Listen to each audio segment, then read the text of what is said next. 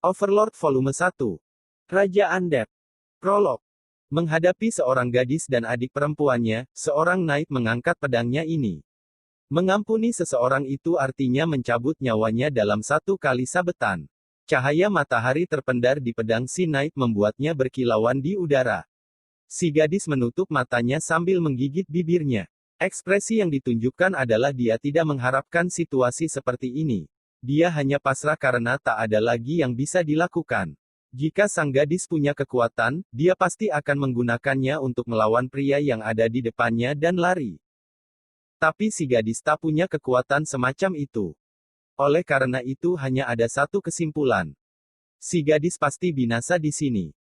Pedang telah meluncur ke bawah. Namun dia tidak merasakan luka apapun. Si gadis membuka matanya. Hal pertama yang dia lihat di dunia adalah pedang yang berhenti di saat meluncur ke bawah. Hal berikutnya yang berada dalam pandangannya adalah si pemegang. Dia berhenti bergerak seakan diselimuti es. Perhatian Knight tidak lagi pada si gadis. Sikapnya yang tidak bertahan sama sekali benar-benar menunjukkan rasa kagetnya yang meluncur dari dalam tubuh. Seakan dituntun oleh tatapan si Knight, sang gadis juga memalingkan wajahnya menghadap arah yang sama. Lalu dia melihat hal yang bisa membuat seseorang lemah tak berdaya. Ada sebuah kegelapan. Kegelapan murni setipis kertas, namun dalamnya tak terduga. Muncul ke permukaan dengan bentuk oval yang terpotong sisinya. Pemandangan yang membangkitkan ketakutan yang tak bisa dilukiskan.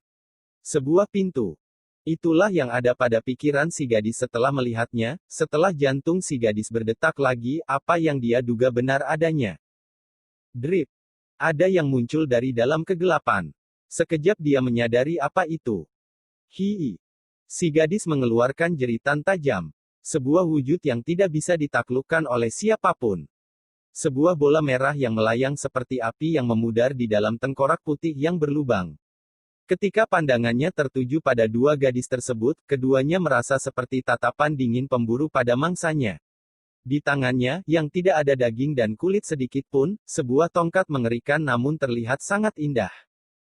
Terlihat seperti kematian itu sendiri, terbungkus dalam sebuah ornamen, jubah hitam pekat, yang terlahir di dunia ini dengan kegelapan dari dunia lain. Udara pun membeku dalam sekejap mata. Seperti waktu itu sendiri yang beku di hadapannya. Si gadis telah lupa menarik nafas seakan jiwanya telah tercabut. Di situasi seperti ini, di mana kesadaran akan waktu terlihat seakan hilang, si gadis mulai menarik nafas dalam-dalam dan mengeluarkannya seakan kekurangan udara. Dewa kematian telah datang dari dunia lain untuk menjemputku. Itulah yang ada dalam benak si gadis, tapi segera dia merasakan sesuatu yang ganjil. Si Knight yang mengejarnya pun tidak bergerak juga. Erangan kecil terdengar. Dari siapa datangnya itu? Rasanya bukan dari si gadis ataupun dari adiknya yang bergetar ketakutan, dan juga bukan dari Knight di depan yang terangkat pedangnya.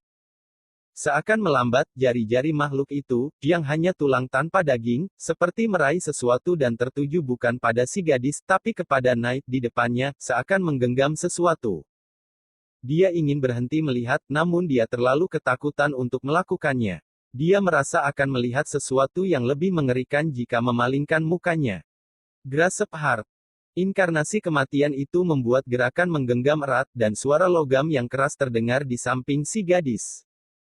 Dia takut memalingkan matanya ke arah kematian, tapi didorong sedikit rasa penasaran dari lubuk hatinya, dia menatap dan melihat si Knight tergeletak di tanah, tak bergerak sama sekali. Dia telah mati. Ya, mati. Krisis yang mengancam jiwa si gadis telah hilang seperti sebuah lelucon. Namun, dia tidak bisa gembira karena kematian telah berubah bentuknya dan menampakkan diri dalam wujud yang lebih nyata. Dengan tatapan ketakutan dari si gadis, kematian pun bergerak menuju si gadis. Kegelapan berkumpul di tengah penglihatannya semakin meningkat.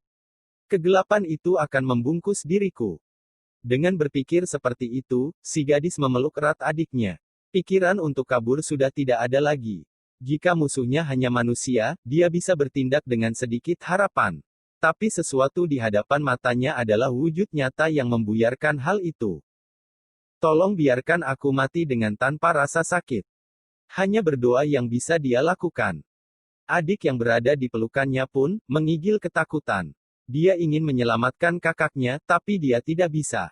Dia hanya bisa minta maaf atas ketidakberdayaannya.